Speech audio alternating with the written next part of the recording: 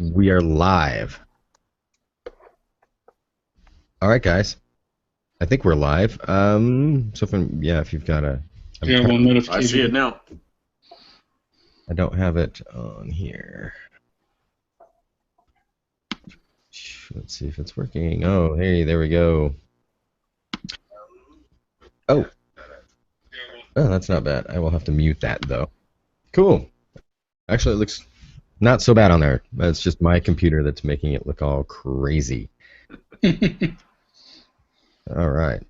All right. Let me get this going here too.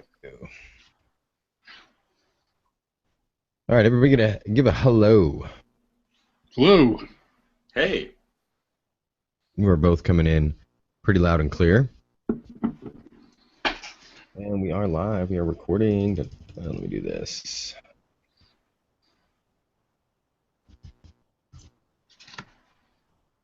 All right, so we're going to do this for about an hour.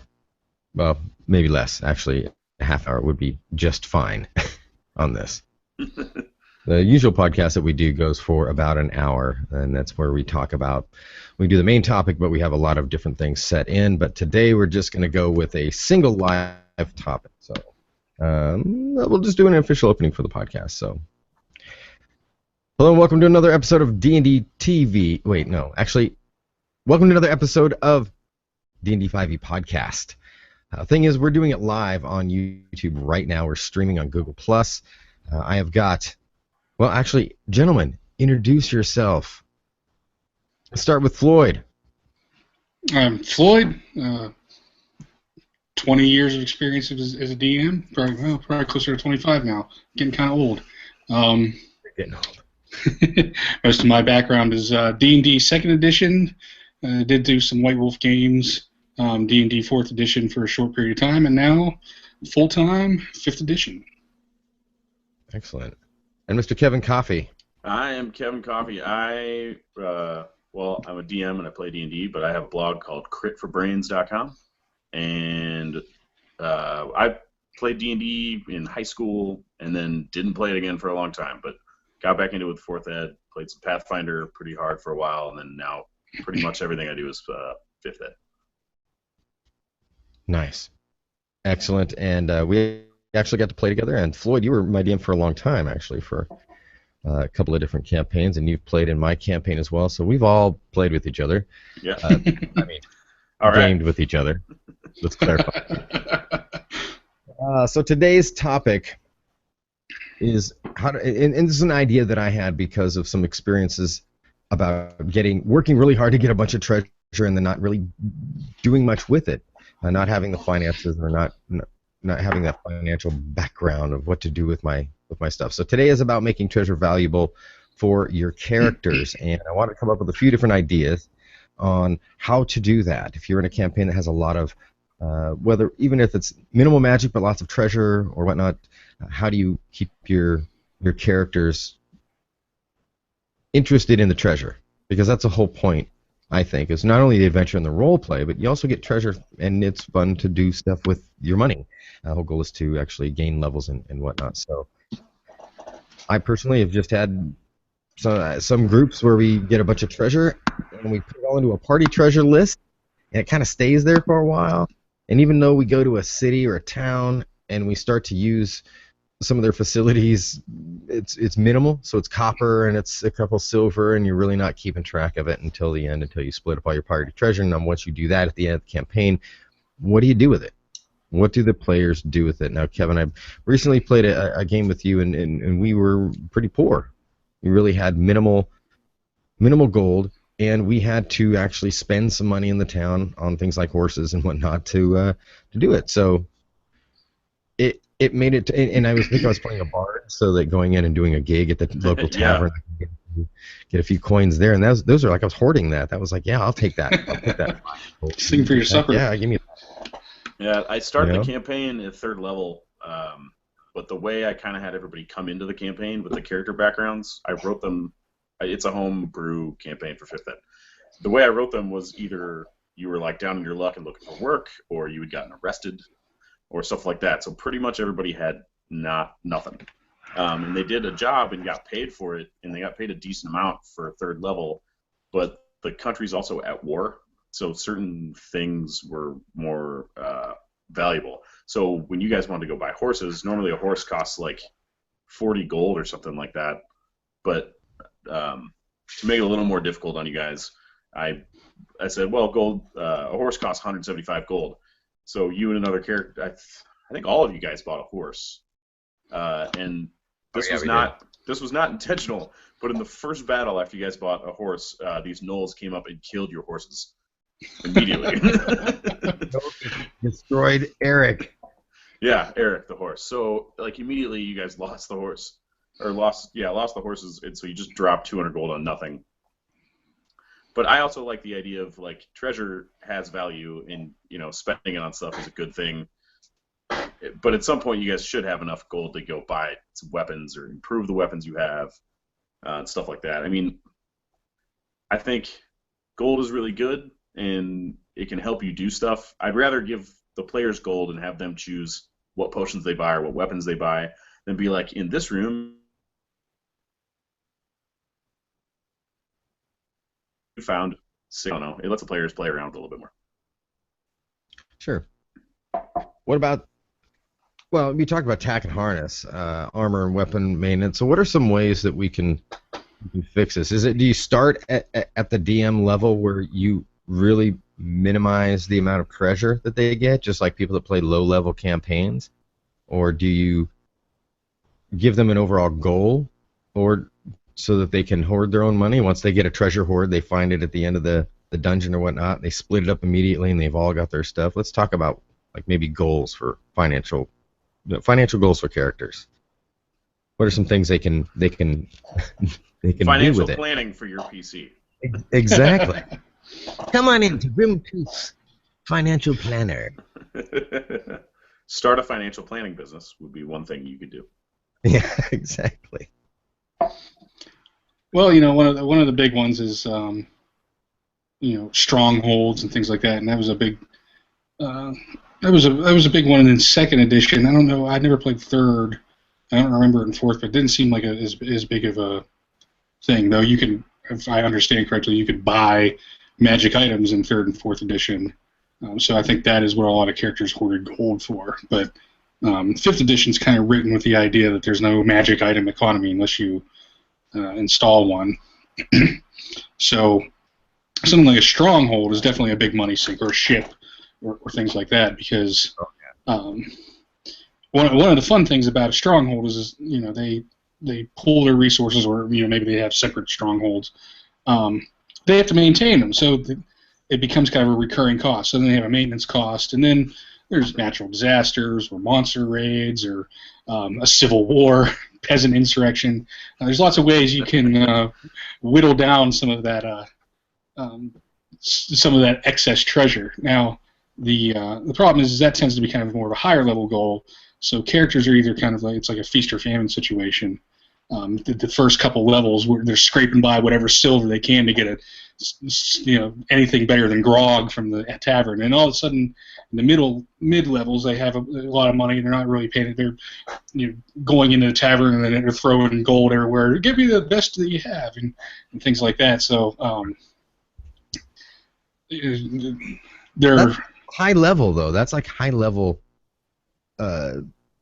finances, like lots of treasure. But when you're around, I would say third to fifth level, you're getting a decent amount of treasure, but you're finding problems carrying it. Where are you going to put it? How do you transport it? And then what are you going to do with it once you get to a city? And then how do you spend it? Just on those lower levels where you're still really trying to find the big treasure. Yeah, and I always encourage people, or in my games, I encourage being like, okay, you're at an inn. The innkeeper's actually going to charge you for the food.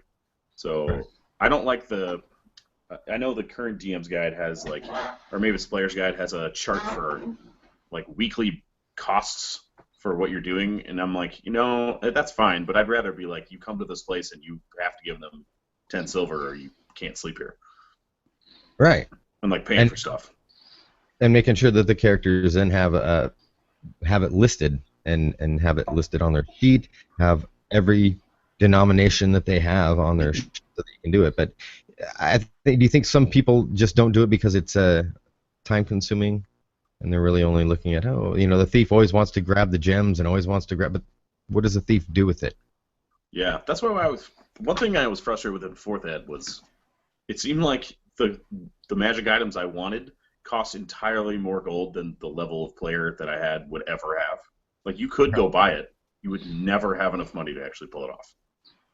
So, like, I don't know. I like the idea at 5th Ed that, like, maybe you could buy one, but that's probably more rare. But you can spend it on potions, or having spell scrolls made, or buying a horse, or, I don't know, if you need a ship. We did that in a Pathfinder game. Our DM kind of presented us with some stuff we had to do, and you could go through the jungle, or you could get in a ship. And so we had to decide, well, we're going to save the money. We had a decent amount of money, so like we're going to save the money and buy a ship, or we're going to go take a ship. I think we ended up taking the ship. Right. It costs less. Yeah, it costs less. A little more difficult to pull off. Yeah, because you pay your own bounty, you go right. Yeah. But then though, when we were on the ship, we had to fish, and we had some issues with the ship. We had to fix them and stuff like that. So it was important in that one, especially, that we wrote everything down, and that was a good DM that kind of kept us on our toes with that stuff, because that makes it more fun too. If you go blow all your money on a magic sword and then you can't eat lunch the next day, it's kind of funny. Maybe a little too realistic. Yeah, you have to kill for your lunch. Yeah. You have to eat your sword. Let me move Stacy here. So yeah, we talked about purchasing buildings and so. What about transport? Well, actually, let's talk about my ideas I had as far as, and I would just bounce this off you guys both. I want to find out maybe if there's some suggestions on here, or that anybody has as far as, again, making things where you can upgrade your armor and weapons and whatnot. So not necessarily a spell store where you can walk in, you can buy scrolls and things like that, which that I believe, yeah, you should have that too, but. What about being able to take, say, you're traveling, you're adventuring, you found a suit of armor, but it's armor for a dwarf, and you happen to be an elf, or you happen to be a human, for that matter, and so you can't really wear it, but it's a +1 scale mail. So what my idea was to be able to take that to, say, a city that has this type of shop, and then they can take that armor. The magic ability and the sorcerer will be able to transfer the magical properties of that armor into your current armor or a new set of armor that you buy, based off of what you. So if you're gonna make magical armor that fits you, you may as well save up the money to go buy normal armor, normal scale mail, and then or customized somehow with your crest and whatnot, and then take it into that sorcerer and have them transpose that magic energy onto that weapon or onto that suit of armor. Same goes with the weapons. But so my point is to make it cost prohibitive to a certain point. So say it costs 5,000 gold pieces or something to get a +1, or maybe it costs 2,500 if you've got the armor already. Like say if you want to just go in and get your armor imbued with a +1, say that's $10,000. But if you bring in a magical item that has magical energy with it, maybe that's a little bit less. But it's steep enough to where you're going to want to go through a couple of adventures to save that money up so that you can get that. I think that makes it really interesting, and like I think some video games make that. I mean, that's just a thing you can do, and which makes sense. I said this before, and you shouldn't know this as a player, but one of the guys in the campaign I'm running will be able to do stuff for your guys' characters, like take a spell and imbue it into a piece of armor or something, like basically enchanting it. It would cost some money, and the big thing for me too was time. I have a chart of how much time it would take the guy to do it. So even though you maybe have the money, like, well, for the next 2 weeks in game, you're not going to have this item, and I think that's kind of a fun thing you can do with it too. It's like, well, you're going to have to drop your best piece of weaponry off.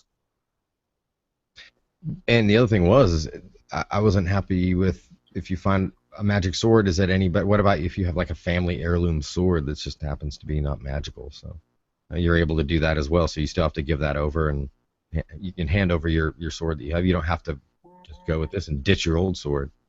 So you can have a customized character with that as well. Yeah, they'll be without a weapon. They'll have to go to using some normal weapon. You have to use your daggers for the next 2 weeks and Yeah, get. have fun. Yeah, we But in we the just end, you might stole the have something ship, by the badass. way, and we're leaving. It'll be a few months till you get back. Uh, so let's see here. Oh, okay, cool. So what about transfer? So what about banks? Like in some of the games, they have banks. Of course, the MMOs, DDO and whatnot. We always had a bank. You can go store your stuff in the bank. Do you guys ever consider having banks in larger cities that they may want to make a kind of a you know their headquarters somewhat? If they have a city that they're working out of and they're adventuring, and they've got some sort of bank there they can store stuff at or store their gold. I had, if you remember from the last campaign of mine that you played in, your character started out with a sort of promissory note from the kind of, I don't want to call it an international bank. It was a large enough banking concern that it served several major cities in the world. And you can take this little letter of credit, which is very portable. It's also very easy to steal. And I'm not a fan of kind of like shoehorning that sort of like modern concepts into a fantasy world, but especially since my worlds tend to be a little lower on the fantasy side. But I kind of modeled it after the idea of like the Bank of Bravos, I think it was in the Game of Thrones world, Sure. where you have like this bank, and so there is a use for it for the characters, but they're also kind of a shady enterprise. So there's a little bit of adventure that can go behind that as well, especially if like the bank collapses or reneges on its promise to you, and now you suddenly just have a piece of parchment that's worth nothing. So that's the only that and like money changing, like if you're a stickler for different currencies are struck in different kingdoms, and characters have to switch their currency to whatever the kingdom's currency is or something like that, which is a nice way to kind of shave off some of that excess wealth as well. But it takes a little bit of extra bookkeeping too. Yeah, for the DM it seems. Yeah. I like the idea maybe as an adventure hook, like, all right, there's this bank, and you can store your stuff there, and after you do that, it got robbed. So why don't you guys try and track down the dudes who stole your shit? Hey, that's a great idea. That's a great idea. Yeah, there's no FDIC in Waterdeep. Yeah. You better go find that guy, because that's the only way you're getting it back. You would think that the security would be really cool. It'd be kind of cool to set up a bank as a DM and add in a lot of the security, like Gringotts, But create a bank. A dragon. And if your characters are kind of unscrupulous, you can have kind of like your Ocean's 11 version D&D game campaign where they're trying to just get into that bank and right. Yeah. Oh wow. And then the bank's rich patron comes to kill you. And all the people that had money in there. Yeah. Yeah. Every adventure in I don't know. Yeah, Waterdeep or something is coming after you. Yeah, the one adventure that sprang a million campaigns. Totally. Yeah. What about ways for characters to make money besides adventuring, besides dungeon dwelling? Our buddy John, he told you about this, Wayne, one night, but they, in their Pathfinder campaign, they're 10th level now, and they've just amassed so much stuff. Jewelry and gems and whatever, and they're on this ship, and so they set up a stall in a city, in the bazaar, and sold everything. So they had to roll like charisma checks to haggle with people, and it's to figure out what prices they could get, and they sold a ton of the stuff that they had to just make a bunch of cash. But that was kind of fun. Yeah, and that's selling also. Selling all the stuff that you have. Like, how difficult do you make it for people when they get done with a campaign or an adventure or an encounter, when they have a lot of treasure and magic items, say, or they just have things they want to cash in? How do you run that? Especially if there's things like larger gems that need to be split up between party members, that kind of thing that the thief didn't manage to steal. Yeah. I make it a little difficult depending on the nature of the town. If they had just killed the local village's red dragon and come back with all the gold, they're like, oh, innkeep, I want a whole bunch of stuff. Well, the innkeep or even the provisioner or whoever is going to have something of a resource constraint what they can sell. And if they start throwing gold around the town, the town's economy can start getting really warped. Yeah. And suddenly, then it's 1,000 gold for a bag of turnips, because the provisioner can't do anything with that gold except for tile his floor. Right.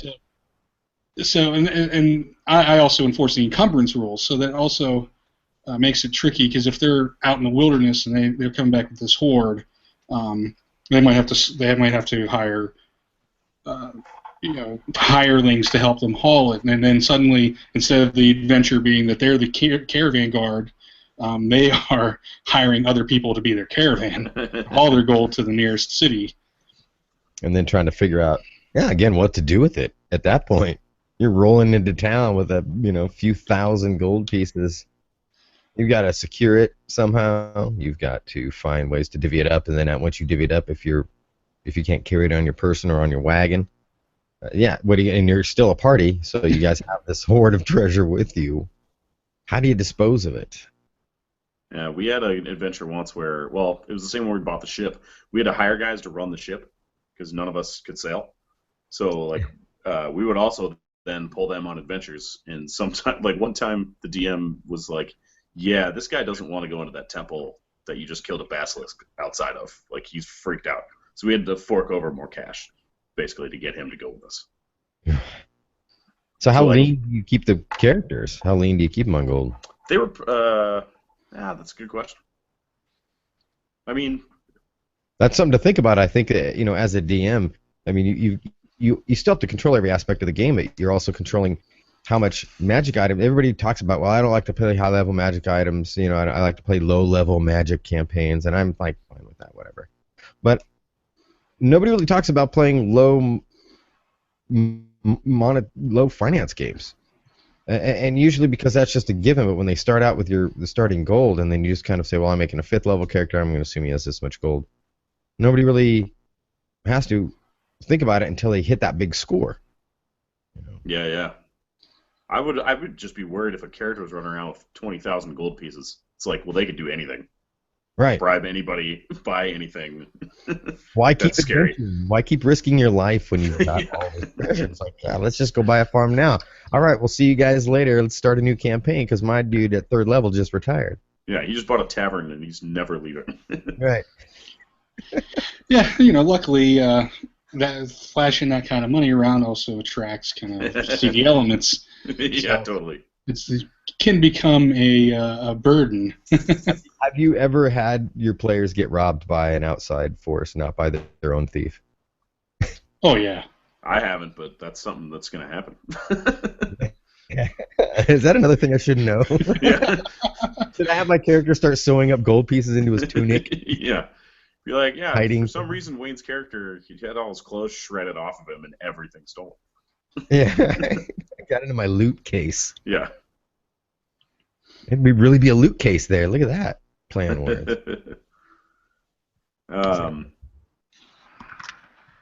So treasure. Do you prefer? So here's the other thing. What about?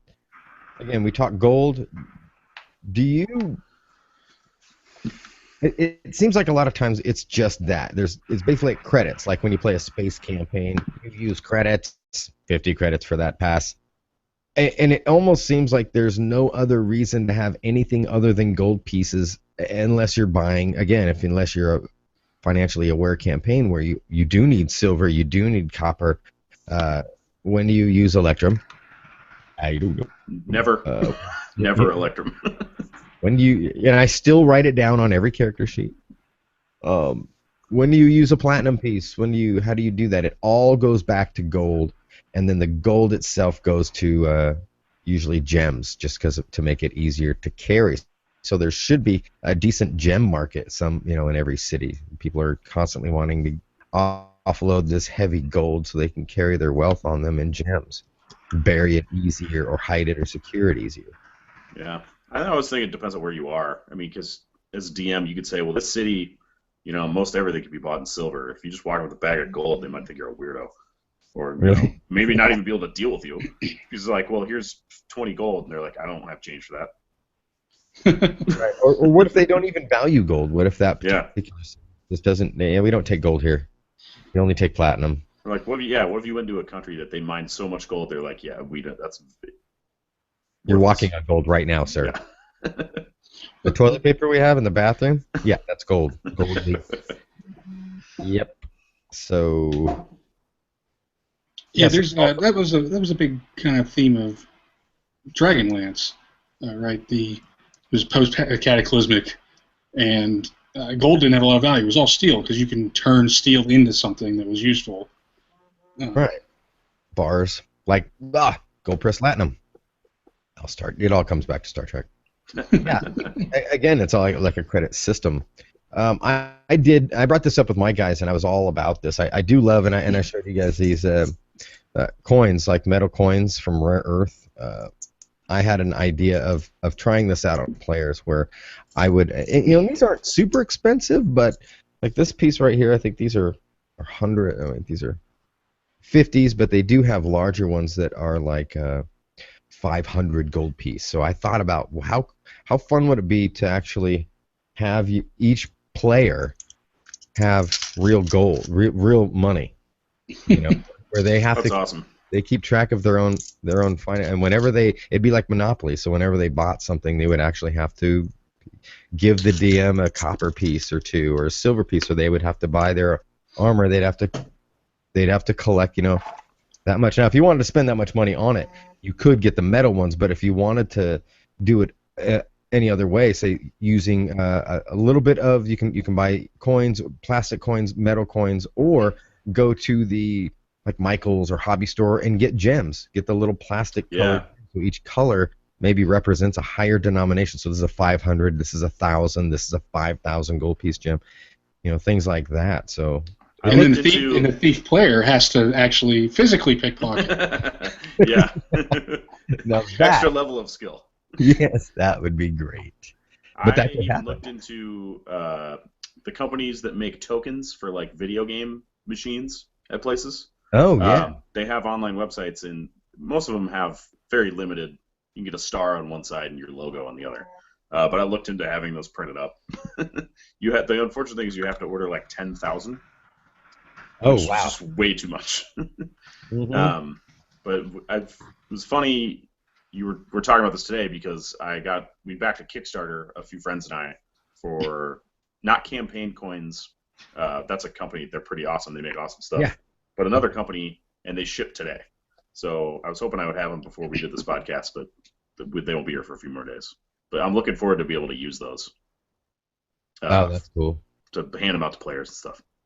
Yeah, at Gen Con we ran into a couple of, they were side by side, so we had, it was the Rare Elements. It was Rare Elements, who have some really wonderful, they have a great artist that does all the coins. We did a review of it on this channel. You can check out a review. I'm trying to find the other coin, but that there was and it's cool, they all have coins as their business cards. That's awesome. I need about 500 of your business cards. Would that be okay? But and there's another one I gotta find. That's they're more stamped coins, and they had coins that were like from different movies and things like Game of Thrones and Conan and all sorts of things. I want to give them a shout out actually. Anyways, yeah, I thought it would be kind of fun. To do that for the players. For one, I mean, just getting the higher denominator. I don't know. It just depends on how heavy your money. Maybe you can limit your money as a DM because you can't afford to get real coins. Yeah. I can't afford more right now. Another friend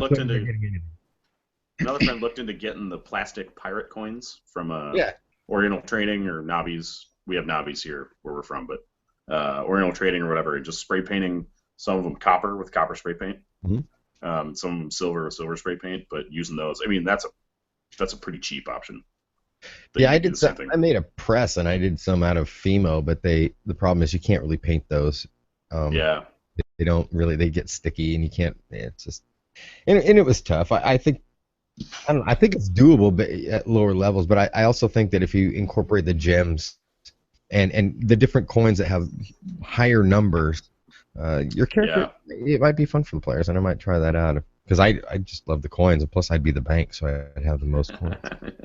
Yeah. It's like playing Monopoly. You be the bank. Right? See, no I think paper that. money. Yeah, I think that What adds about an paper element. money? What about doesn't anybody in the D&D world have paper money, or is that just that was never like in the Middle Ages they didn't have any paper whatsoever? China tried to do that actually in 16th, 15th, or 16th century. They tried to use paper money, and they ended up having like really out of control inflation, and they went back to a coin system. Yeah, you wonder. Like, That's oh, that's really? a good way to get your players into a counterfeit operation. Yeah. Exactly. Yeah, Exactly. paper money didn't really get into style until you had kind of states built, with better central banking systems, and you had then the state was kind of like the banker, right? So you Right. had to trust the state. Like people wouldn't lend to the Spanish Empire after a while because they would keep borrowing, assuming that they were going to keep mining silver from the Incans, and then they ended up overspending. But Well, and what about the thought of yeah, because I guess gold, silver, everything is the value of that metal. So when we talked about depreciation, we also talked about the maybe some places are flush with it, so that they don't value it as much. I also thought about using or finding certain gems or props kind of that you would use. They would find in game. So say they found this really awesome, the king's gem or whatever, having that in there, and they'd have to turn that in for a certain amount, for its value. Try and get as much as they could, but it would be kind of a cool thing that somebody would have to hold on to that in real Don't lose life. it. If they lose it, they're screwed. Their character got it stolen somehow or whatnot. Or if that guy doesn't show up in the next session, the rest of them have to physically find the guy. Right. Oh, he lives in Lincoln. Oh, great. Go get him. We ain't playing. Looks like we're not getting horses today, boys. No food for the Knolls. Poor Eric. Poor Eric, critted by a knoll on the first roll. Right. But see, that was the other thing I wanted to say too. I bought that horse with my own money. Yeah. And I was really kind of put out that he got killed right away. I felt bad. I felt like, oh God, I just got. You feel it, I don't think sometimes characters get that feeling all the time because they don't have to worry about upgrading their armor. A lot of times you skip over that. They don't have to worry about their sword breaking or chipping because it just doesn't. It's not something that the game focuses on. They don't have to worry about that. I like that element of making characters scared. Like, having some investment in the game is what I should say. Not to scare the characters or like always be threatening them with the TPK. You hide some But yeah, in the shower. Oh yeah, we have a surprise guest. But like, not messing with the characters. That sounds mean. But doing things to make them a little more invested. Because even death sometimes doesn't scare characters. Well, roll a new one up, same level. Who cares? But like, if a rust monster eats their armor that they had to work really hard to get, well, that makes them really pissed because they worked hard for that. Or my thing with the gnolls was not let's kill the horse they just bought. The gnoll actually was trying to scare the horse because I think you guys were hiding behind it. Yeah, we were scared out of the way. I rolled 2 crits on a multi-attack, and he eviscerated the horse immediately. Yeah. So that was kind of an accident, but at the same time, it was like, oh, shit. I just spent a bunch of money on that, and it was like all you guys had. But I kind of like that stuff from a DM's perspective because it keeps the players, caring. Right. And so that's one way of being able to invest. To me, finances were important because of that, because that is a way for a player to invest in the game. When I was a kid and we were playing this in the 80s, I was really invested in our characters. We really, really did. I mean, we died, we resurrected, we carried people, we turned them stone flesh again. You did not want your character to die. You were really, I've got my character from when I was a teenager, and I've got all 5 or 6 character sheets that I had handwritten out with all the different. I hand drew the character portraits and everything from the old things. I kept them all in a folder because it was cool. When you went up a level, you got a new character sheet. So I felt a lot more invested in my character back then, and that's kind of the disposable character is something that if you're doing a long campaign, I would hope that you would be able to be afraid of dying. You don't want to go. Pfloyd did that to us all the time. He would have a random room completely out of our level, and just sat back to see if we were dumb enough to go in the room and actually face the basilisk or run away like we were supposed to. So, we were kind of invested in our characters. We just got them all tweaked up. Not in that way, but we all, customized. You're all ready to go. They're all tweaked. They're ready to go. They're running in after the basilisk, the berserker. That's why he's berserk. And now you guys wouldn't run into any room that had any number of statues in it that. Yeah. Well, is this a museum? Wow, I love this art. I could have that in my castle. I should go. What is that? The glowing eyes. Why are all these statues screaming? What god is this for? I like this. Look at he looks nice. I think it's great. Jeremy? We had that my rust monster thing is because we ran into a room that was dark and then stuff started attacking us, and then none of our weapon things were hit. Somebody finally lights a torch. Oh my god, rust monsters, and everyone's armor is just deteriorating. We're all screwed. They run back out. Yeah. And they are naked. Yes. All right, well those are great ideas. We are at the 35-minute mark, and I think we're not going to go past 40 today. We're going to keep this one short and sweet so people watch it on YouTube as well. If you are watching this video after we've done it, hopefully you enjoyed the information that we had here. You can find it, more videos on this channel, and we'll try and do more things like this. So final words on finances. What do you guys think? Pfloyd? It's just the fun thing to keep in mind is money doesn't always buy everything. Resource constraints are big problem, especially once you are dealing with large sums of money in the wilderness. Make them work for it. If they want all 20,000 copper pieces from the dragon horde, make them figure out how to truck it out. Exactly. Kevin, what are your thoughts on making it more valuable? Kind of going on that, it's making creative things for the players to do with their money. Like, the players might not think, oh, we can buy a ship, but you could kind of push them in the direction of doing that. Or, offering, any big town has a guy who sells spell scrolls, but you can find a guy who can maybe do something a little more interesting or fancy than that. And, there's resources to do it. Or you can take any table out of the Dungeons Master's Guide and kind of mess around with it a little bit and find something that works. Right. All right. And so we've got lots of great ideas to make treasure more valuable. Take your pick. If you're a DM, figure it out and just take the one that fits your campaign the best. Guys, thanks for joining us on DnD5eTV Live. This is our first live deal. And good work. You guys, there's a little bit of lag on here, but we're hoping that the video out there, is decent enough. And also this will be on the DnD5e podcast. We'll have this all edited up for you, and it'll be published this week. You can check that out as well. And we've got other episodes that we go over all sorts of stuff. And I think Kevin, this is the first time you've joined us on this, right? Yeah. Pfloyd, you've been on the podcast before, right? Yeah, one like this, a Skype one. Yeah, I think it was. I don't even remember the topic now, but we'll talk. Oh, character conversion. Right. From 2nd edition to 5th edition. That's when we were getting all of our stuff converted over. So you can go back and listen to that too. We didn't really do the audio like we did today, but I think it worked out okay. I think we all know that.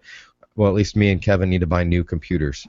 Yeah, for sure. I think this is a great excuse to go to our wives and say, "Hey, honey, we've got a live show to do. We've got at least one viewer." Oh, wait, that's so important. Yeah. So we really need new computers. The guys want. So. All right, so yeah, if you're watching this post, we're gonna do this again, and we do have a number you can call, and you can call in while you're watching the live stream and chat with us, talk with the famous Pfloyd and the ultra famous Kevin Coffey, as well as myself. So, all right, guys, again, Kevin, Pfloyd, thanks for joining us, and we will see you next time on DnD5eTV live and the DnD5e podcast. All right, so I'm just stopping the